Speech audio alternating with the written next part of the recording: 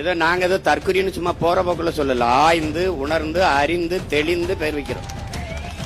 ஒரு மீன்வளத்துறை அமைச்சர் ஸ்ரீநாத் அவர்களிடத்துல தூத்துக்குடியில துறைமுகத்து விரிவாக்கத்தை பத்தி பேசுறாங்களே, விரிவாக்கம் செய்ய போறீங்களா, உங்க கருத்து என்னன்னு. நான் திருச்செந்தூர் இருக்கேன், அந்த கேள்வியை தூத்துக்குடியில வந்து கேளுங்கிறப்பல. தூத்துக்குடியில திருச்செந்தூரே தூத்துக்குடி மாவட்டம் தான் இருக்குது. நீ தமிழ்நாட்டுக்கே மீன்வளத்துறை அமைச்சரா இல்ல தூத்துக்குடிக்கு மட்டும் மீன்வளத்துறை அமைச்சரா? இப்படி பேசுவதாலேதான் நீங்கள் தற்குறி. புரியுதா?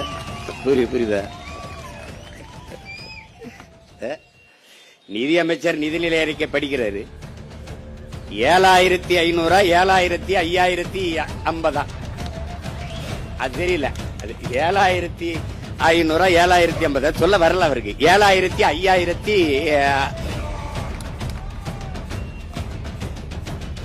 அப்புறம் அது 8900 அது வரல. 8000 9000 என்னவோ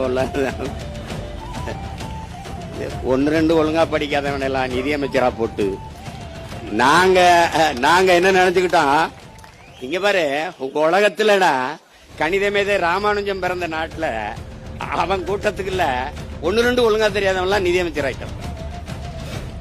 என்னன்ப என எழுத்தன்பை இவ்விரண்டும் கண்ணன்ப வாழும் உயிருக்குங்கிறான் வள்ளுவ பெருமகனார். ஏன் எழுத்து வருவதற்கு முன்னே என்னை கண்டுபிடித்தவன் என் இன மக்கள் என்பதை புரிஞ்சுக்கணும். முதல் நிலம் தாண்டி இரண்டாவது நிலத்தில் முல்லை நிலத்தில் ஆடு மாடுகளை வளர்க்க தொடங்குகிற போதே அதை எண்ணுவதற்கு ஒன்று ரெண்டை கண்டுபிடித்த இனத்தின் கூட்டம் நாங்க. அதனாலதான் என்னன்பை என எழுத்தன்பை இவ்விரண்டும் பாடுற. அப்படி வந்த கூட்டத்துல ஒன்னும் தெரியல. உலகம் எங்களை பாக்குது. இனிமே எந்த பெருமையும் நீ பேச முடியாது. நான் யாரு தெரியுமா? நான் சேர சோழ பாண்டியன் பரம்பரை. நான் யாரு தெரியுமா? புலித்தேவன் வாரிசு.